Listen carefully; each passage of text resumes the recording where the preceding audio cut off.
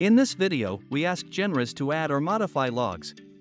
We specify the request. We want the system out to be replaced with log.info and to use this particular type of annotation. Additionally, we tell it to perform this operation only with files that end in .java. Let's trigger the housekeeping functionality again.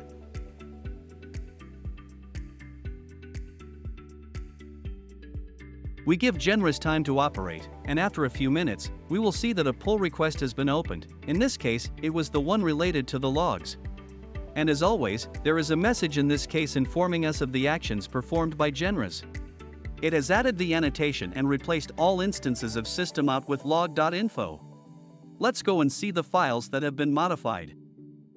As we can see, JENRES imported the 𝐷𝐵𝐶 library and it correctly replaced the logs. Try JENRES today.